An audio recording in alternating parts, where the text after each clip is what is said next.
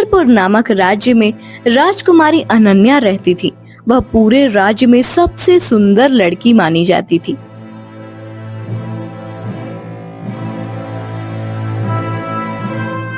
मंत्री जी, आज मैं राज्य की सैर पर जाना चाहती हूँ।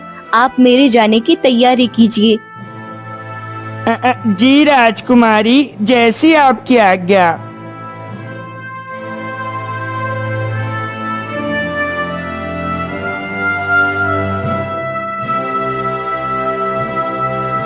राजकुमारी कुछ देर बाद अपने कुछ सैनिकों के साथ राज्य की सैर के लिए निकल जाती है। दूसरी तरफ पहाड़ी इलाके में छुपा खतरनाक डाकू विंदु पहाड़ी पर बैठा लोगों का इंतजार कर रहा था। बहुत समय हो गया, अभी तक राज्य का कोई भी नागरिक इस जगह से नहीं गुजरा है।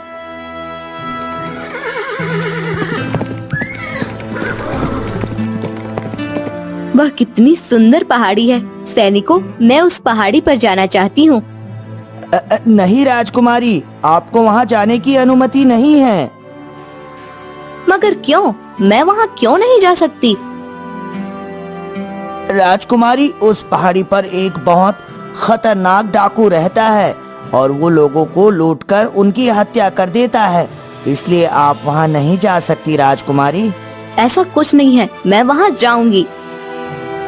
मगर राजकुमारी, महाराज का सख्ती से आदेश है कि आपको वहाँ नहीं जाने दिया जाए। और यह मेरा आदेश है कि तुम लोग मुझे वहाँ जाने से नहीं रोकोगे। राजकुमारी यह कहकर उस पहाड़ी की ओर बढ़ जाती है। पहाड़ी में छुपे डाकू को यह देखकर हैरानी होती है और वह अपने मन में सोचता है, अरे ये तो राज्य की राजकुमारी है, मैं इसे कैसे लूटूं? लेकिन फिर वह राजकुमारी के आभूषण देखकर एक बार फिर अपने मन में सोचता है, ओए, राजकुमारी ने इतना सारा आभूषण पहना है, अगर ये सब लूट लो तो मुझे जीवन भर दोबारा डकैती नहीं करनी पड़ेगी और मेरा सारा जीवन ऐसे गुजरेगा, ऐसे। डाकू अपने मन में यह सोच ही रहा था कि तभी राजकुमारी उस पहाड़ी पर चढ़कर अपने सैनिकों से कहती है, सैनिकों, यहाँ तो कोई डाकू नहीं है। लोगों ने बेकार की अफवाह राज्य में फैलाई हुई है। सैनिक राजकुमारी की बातें सुन रहे थे। तभी राजकुमारी पहाड़ी के ऊपर पहुंचकर अपने मन में कहती है, अरे वाह, यह जगह तो कितनी सुंदर है। काश मैं यहाँ पहले आई होती। राजकुमारी अपने मन में अभी यह बात सोच ही रही थी कि अचानक से वह डाकू राजकुमारी को पकड़ लेता है। छोड़ो, कौन हो तुम? छोड़ो मुझे।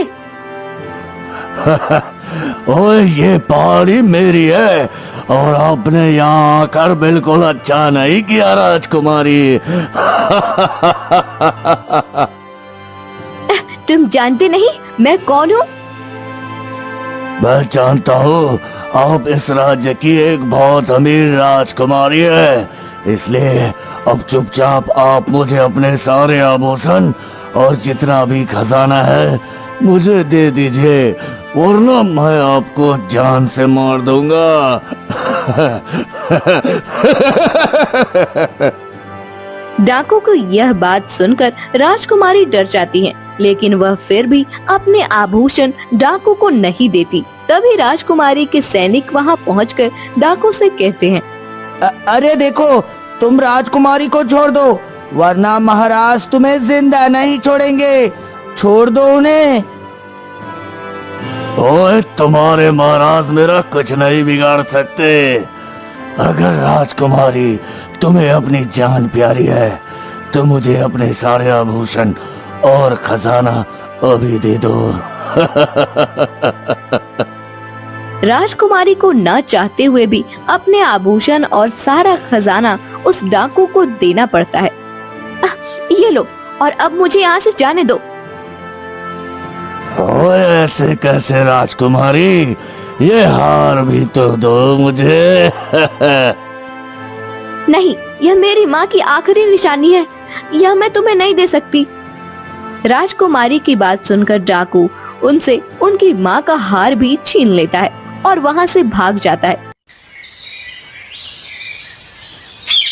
दूसरी तरफ सुधीर नाम का एक गरीब शिकारी जंगल में अपने शिकार को ढूंढते हुए दर दर भटक रहा था। आज सुबह से मुझे एक भी शिकार नहीं मिला। अगर आज भी मैं खाली हाथ लौटा तो मैं क्या करूंगा? सुधीर अपने मन में यह सोचकर जंगल से निकलता है और नदी किनारे जाकर बैठ जाता है। तभी वह देखता है, बचाओ बचाओ, कोई मेरी मदद करो, कोई मेरी मदद करो। अरे ये तो कोई तपस्वी लगते हैं, मगर ये नदी में कैसे गिर गए? सुधीर नदी में गिरे तपस्वी के पास जाता है और कहता है, तपस्वी आप चिंता मत कीजिए, मैं आ गया हूँ, मैं आपको कुछ नहीं होने दूंगा। सुधीर यह कहकर तपस्वी की जान बचा लेता है। तपस्वी आप ठीक तो है ना? पुत्र तुम्हारा बहुत बहुत धन्यवाद। आज तुम न होते तो शायद आज मेरी धरती पर आखिरी दिन होता। पर तपस्वी आप यहाँ इस नदी में कैसे गिर गए? पुत्र मैं इस नदी के किनारे पानी पीने आया था, परंतु इस जगह पर फिसलन होने से मेरे पैर का संतुलन बिगड़ गया और मैं नदी में गिर गया। ओह, ये तो बहुत बुरा हुआ। मगर तपस्वी इससे आपको कहीं चोट तो नहीं लगी ना? नहीं नहीं पुत्र, मैं ठीक हूँ। लेकिन तुम कौन हो और यहाँ क्या कर रहे हो? सुधीर तपस्वी के पूछने पर उन्हें अपने बारे में सब कुछ बताता है, जिसे सुनकर तपस्वी कहते हैं, तुम चिंता मत करो, तुम्हारी किस्मत जल्द ही बदलने वाली है। सुधीर तपस्वी की यह बात सुनकर कहता है, पर मुझे नहीं लगता कि मेरी किस्मत कभी बदलेगी। मैं एक गरीब शिकारी ही बनकर रह जाऊंगा। सुधीर तुम मुझे अपना दायां हाथ दो, मैं इसे देखकर बताता हूँ तुम्हारी किस्मत कब बदलेगी। तपस्वी की बात मानकर सुधीर अपना दायां हाथ उन्हें दिखाता है, जिसे देखकर तपस्वी कहते हैं, अरे वाह पुत्र, बहुत जल्द तुम इस राज्य की राजकुमारी से विवाह करोगे। महान तपस्वी, भला मुझ जैसे गरीब शिकारी से राज्य की इतनी बड़ी राजकुमारी क्यों विवाह करेगी? तपस्वी सुधीर की बात सुनकर चुप रहते हैं और अपनी आंखें बंद करके कुछ मंत्र पढ़ते हैं। फिर अपने हाथों को खोलकर सुधीर के सामने रखते हैं। ये क्या है तपस्वी? ये एक जादुई फल है पुत्र, तुम इसे खाने के बाद राजकुमारी के पास अपने विवाह का प्रस्ताव लेकर जाना। सुधीर तपस्वी की बात मानकर वह फल ले लेता है और फिर तपस्वी वहाँ से चले जाते हैं। दूसरी तरफ राजकुमारी अपने पिता से रोकर कहती हैं, पिताजी आप कुछ भी कीजिए, लेकिन मुझे मेरी माँ का वह हार चाहिए। पुत्री, मैंने राज्य के सारे सैनिकों को उस डाकू को पकड़ने के लिए लगा दिया है। जैसे ही वो डाकू हमारे हाथ लगेगा, तुम्हें तुम्हारा हार मिल जाएगा। राजा अपनी पुत्री को समझाते हैं, लेकिन राजकुमारी उनकी एक भी बात सुनने को तैयार नहीं होती।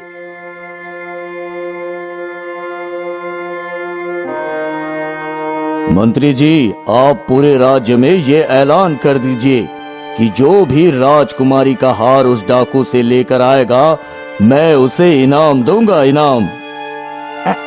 ठीक है महाराज, जैसी आपकी आज्ञा।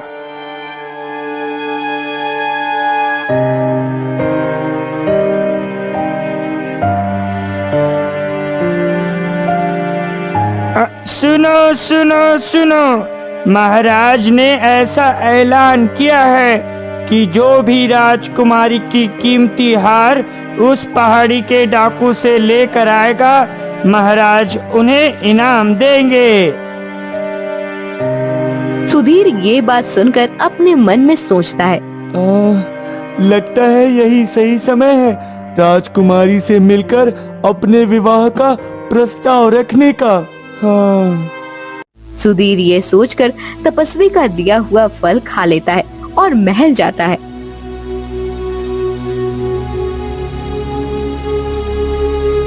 प्रणाम महाराज। कौन हो तुम? महाराज मेरा नाम सुधीर है और मैं एक गरीब शिकारी हूँ। मैं यहाँ इसी राज्य में रहता हूँ। अच्छा, कहो सुधीर, तुम यहाँ किस लिए आए हो? महाराज मैं राजकुमारी से मिलना चाहता हूँ। अच्छा, तुम किस लिए राजकुमारी से मिलना चाहते हो? महाराज ये तो मैं राजकुमारी से मिलकर उन्हें ही बताऊंगा। राजा सुधीर की बात सुनकर अपने मन में सोचते हैं, लगता है ये राजकुमारी के हार के बारे में बात करने आया है। जाने देता हूँ। अच्छा ठीक है, मैं अभी राजकुमारी को यहाँ बुलाता हूँ। राजा ये कहकर राजकुमारी को बुलाते हैं।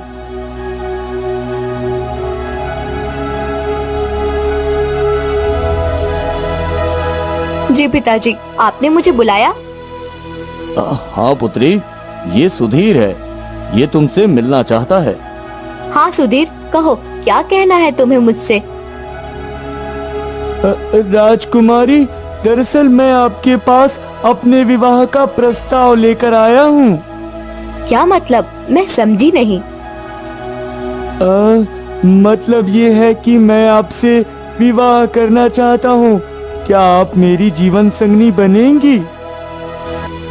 सुधीर की बात सुनकर राजा क्रोध से कहते हैं, तुम जानते भी हो तुम क्या कह रहे हो? तुम्हारी इतनी हिम्मत कि एक मामूली से शिकारी होकर तुम मेरी राजकुमारी पुत्री से विवाह करने की इच्छा रखो? महाराज ये मेरी इच्छा नहीं बल्कि आपकी पुत्री का भविष्य है। तुम जानते भी हो कि तुम किससे बात कर रहे हो? मैं इस पूरे राज्य की राजकुमारी हूँ और तुम एक मामूली से शिकारी। तुम्हें लगता है तुम मेरा भविष्य हो? राजकुमारी, मैं जानता हूँ आपको मेरी बातें सुनकर बहुत हैरानी हो रही है, लेकिन मैं सच कह रहा हूँ। अच्छा, तो तुम चाहते हो कि मैं तुमसे विवाह कर लूं, लेकिन मैं तुमसे इतनी आसानी से कैसे विवाह कर लूं? पहले बताओ तुम मेरे लिए क्या कर सकते हो?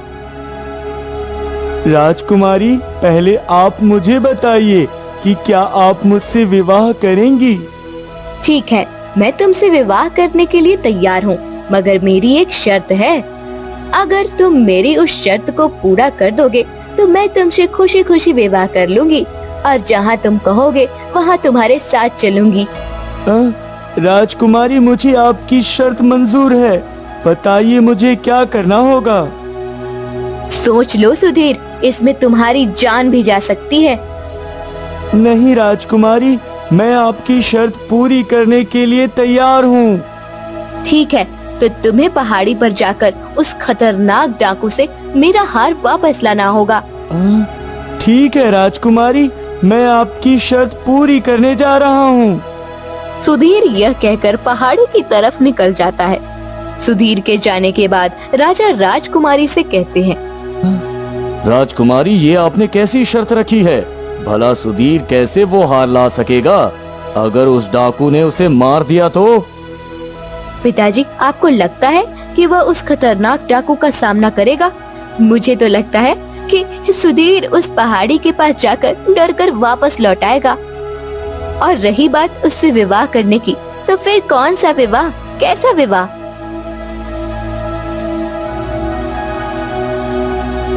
राजकुमारी यह कहकर बगीचे में चली जाती है।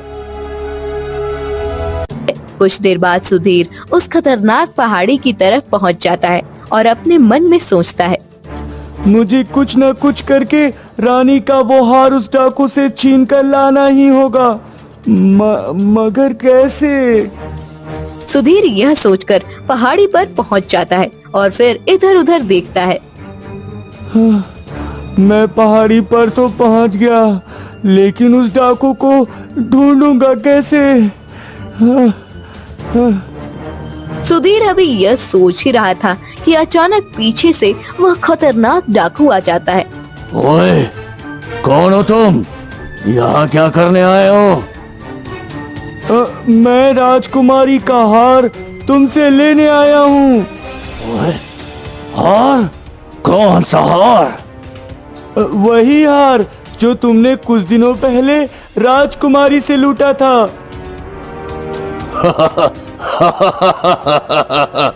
ओए, तुम सच में इतने बेवकूफ हो या मेरे सामने बन रहे हो? क्या मतलब है तुम्हारा? ओए, मेरे कहने का मतलब है कि क्या तुम्हें पता है मैं कितना खतरनाक डाकू हूँ और लोगों को लूटकर उनकी हत्या कर देता हूँ।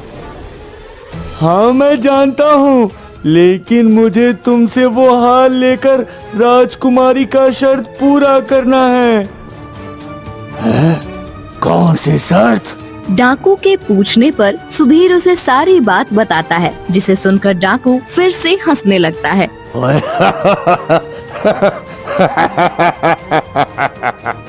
ओए सुधीर, तुम्हें लगता है राजकुमारी तुमसे सच में विवाह करेगी? हाँ, क्यों नहीं?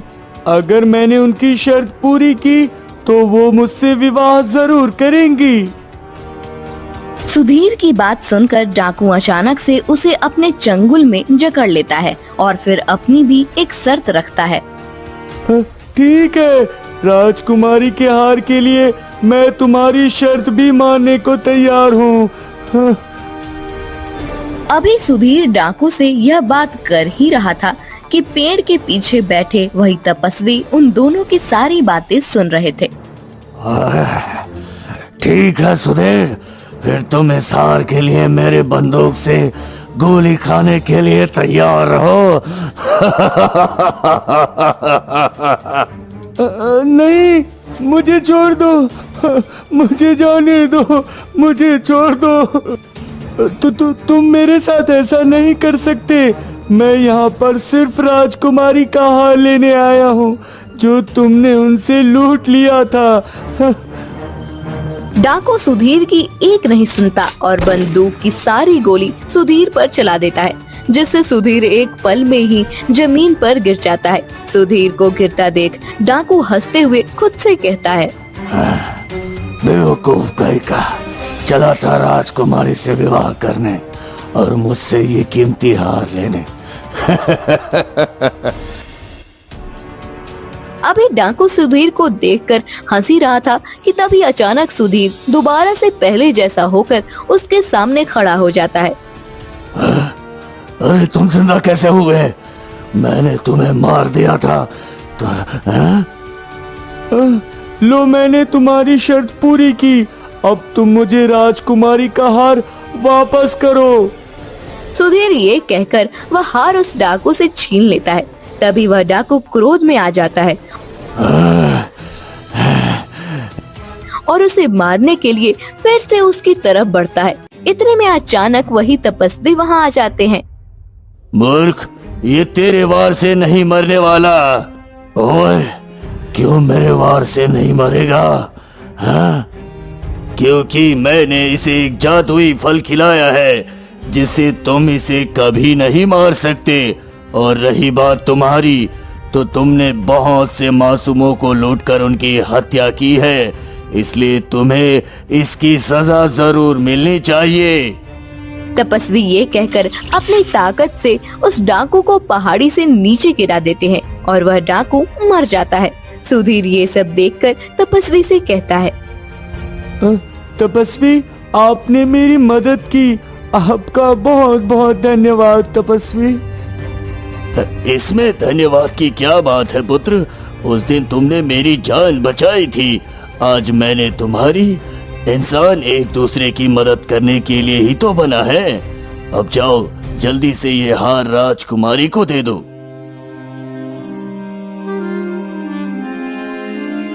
तपस्वी के कहने पर सुधीर वह हार लेकर महल आ जाता है।